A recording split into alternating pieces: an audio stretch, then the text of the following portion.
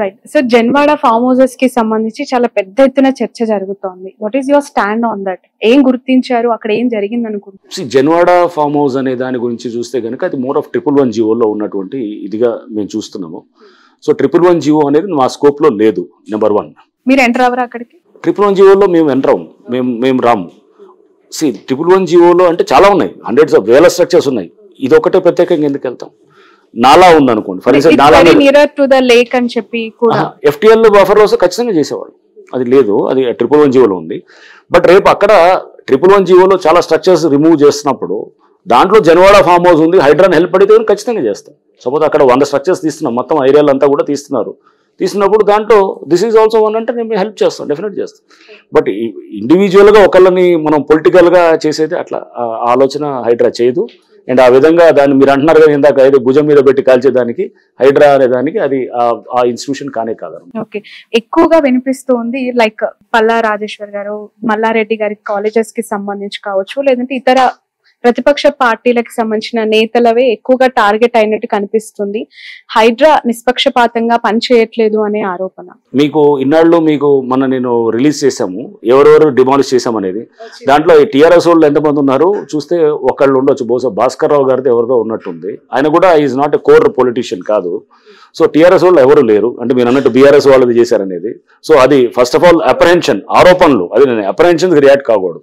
So ఇది number 2 is కొంతమంది MIM వాళ్ళది వి డిమాలిష్. అండ్ దాంట్లో బీజేపీ వాళ్ళు కూడా ఉన్నారు, కాంగ్రెస్ వాళ్ళు కూడా ఉన్నారు, కాంగ్రెస్ వాళ్ళే కూడా చేసినప్పుడు న్యాచురల్గా అన్ని పార్టీలు ఉన్నప్పుడు ఇక మరి ఈ ఆరోపణ ఎందుకు వస్తుంది?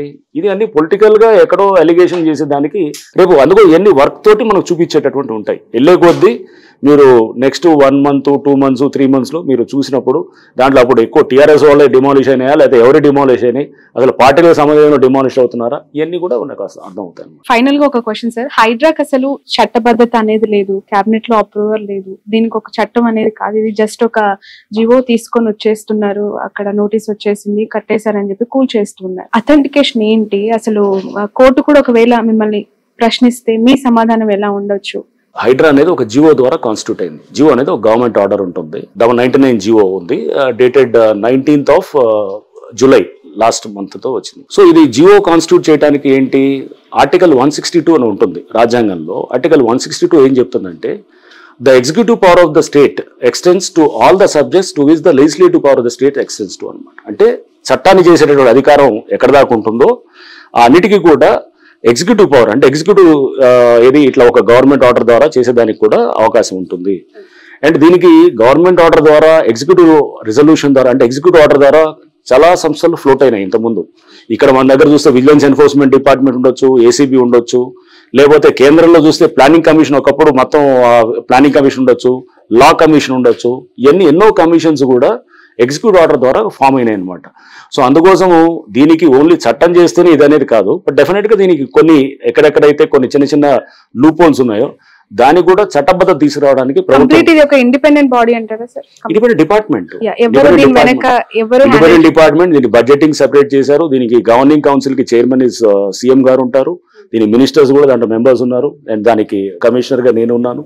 సో ఇవన్నీ దీనికి ఒక జియో ద్వారా వచ్చింది అనేది చట్టం పరిధిలో రాదు అని అంటే పొరపాటు. అది GO is also legally valid ఇదనమాట, ఒక అంటే లీగల్ గా ఫార్ములేట్ అయినటువంటిది అనమాట.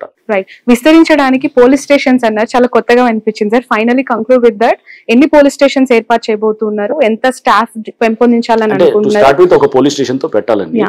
అక్కడ కంప్లైంట్స్ ఏ రకంగా తీసుకునే అవకాశం ఉంది స్టేటస్ కోసం? అంటే మీరు ఒకటి ఎక్కడన్నా ఒక లేఅవుట్ ఉందనుకోండి, లేఅవుట్ లో వాళ్ళు దొంగ లేఅవుట్లు వేసి, లేకపోతే ఆల్రెడీ ఎగ్జిస్టింగ్ లేఅవుట్ లో పార్కులు ఉన్నాయి దాన్ని తీసేసి ఇంకో లేఅవుట్ వేసి దాన్ని మళ్ళీ అమ్మారనుకోండి, అమ్మితే కనుక దాన్ని చెక్ చేస్తాం.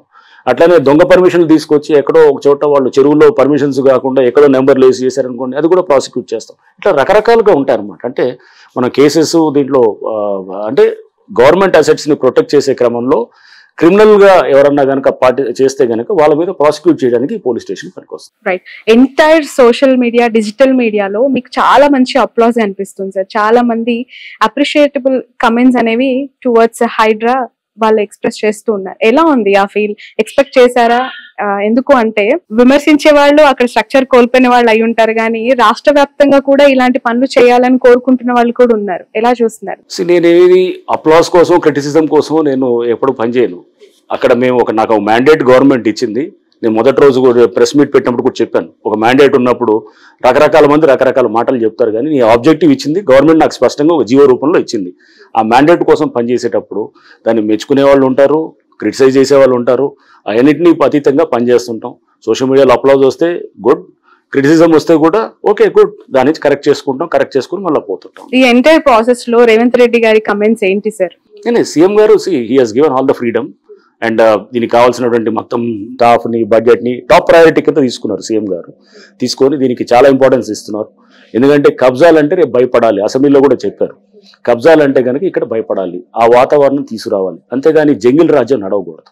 జంగిల్ రాజ్యం నడిచామనుకోండి, మనం ఒక నాగరిక సమాజంలో ఉన్నదానికి ఇష్టానుసారంగా ఎవడంటే వాడు వచ్చేసి కబ్జాలు చేస్తున్న క్రమంలో చేస్తే కనుక దెన్ ఐ డోంట్ థింక్ అది కరెక్ట్ కాదు. ప్రభుత్వం ఆ ఇంటెంట్ తో ఉంది కాబట్టి they have created this organisation. Sir, ఇంకా వరంగల్ లైక్ ఖమ్మం ఇలాంటి కొన్ని సిటీస్ లో ఏర్పాటు చేయాలి, ఇమీడియట్ గా యాక్టివ్ అవ్వాలి అని కోరుకునే వాళ్ళకి మీరేం చెప్తారు? అది గవర్నమెంట్ తీసుకునే డెసిషన్ బట్టి ఉంటుంది. సో ప్రస్తుతం యాజ్ ఇట్ ఈస్ మాకే ఇదే చాలా హెవీ అయిపోతుంది. సో అది గవర్నమెంట్ నిర్ణయాలు బట్టి మేము ముందుకు పోతాం. Right, thank you so much sir. Thank you. ఇది రంగనాథ్ గారితో special interview. That's all for now. Hospitality industry is a people-liked industry. It gives me the license to be creative and to be a constant learner. I'm lucky to have Sun as my driving force towards my goal. Sun International, Hyderabad, Visakhapatnam.